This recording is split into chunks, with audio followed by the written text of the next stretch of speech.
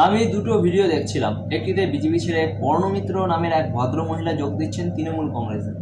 আমি ওনাকে আগে কখনোই দেখিনি বিজেপিতে। বিবরণ শুনে যা বুঝলাম, উনি আগে তৃণমূল কংগ্রেসে ছিলেন, মাঝখানে কখনো বিজেপিতে এসেছিলেন, আবার তৃণমূল কংগ্রেসে ফিরে যাচ্ছেন। আর বিজেপির দায়িত্বে ছিলেন জানি না। আর সেই যোগদান পর্বের বিষয়টি সাংবাদিকদের কাছে পরিচালনা করছেন রাজ্যের মন্ত্রী চন্দ্রিমা ভট্টাচার্য। দ্বিতীয় ভিডিওটি মৌসিম বেঞ্জির। নূর তৃণমূল কংগ্রেস ছেড়ে কংগ্রেসে যোগ দিচ্ছেন।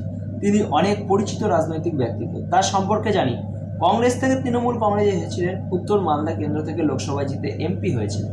পরের বার বিজেপি প্রার্থী খগেন মুর্মুর কাছ থেকে হেরে যান। পরের বার রাজ্যসভায় সাংসদ হন তৃণমূল কংগ্রেসের পক্ষ থেকে। সেই দায়িত্বে থাকতে থাকতে তিনি তৃণমূল কংগ্রেস ছেড়ে কংগ্রেসে আবার যোগদান করেন। সাংবাদিকদের কাছে তার যোগদানের বিষয়টি সেই সাংবাদিক সম্মেলনটির দায়িত্বে ছিলেন কংগ্রেসের নেতা জয়রাম রমেশ। দুটি সম্পূর্ণ ভিন্ন দিক। একটিতে একজন তৃণমূল কংগ্রেস যোগদান করছে, অপরটিতে একজন তৃণমূল কংগ্রেস ছেড়ে অন্য দলে চলে যাচ্ছে। দুটির মধ্যে একটি অদ্ভুত মিল আছে। একটা হচ্ছে কলকাতায় আর একটি দিল্লিতে। দুই ক্ষেত্রেই সাংবাদিকরা যারা দলে আসলেন তাদেরকে জিজ্ঞেস করছেন, এক জায়গায় হিন্দিতে, এক জায়গায় বাংলায়, বাংলাদেশে হিন্দু হত্যা নিয়ে তাকে প্রতিক্রিয়া কি, তার বক্তব্য কি।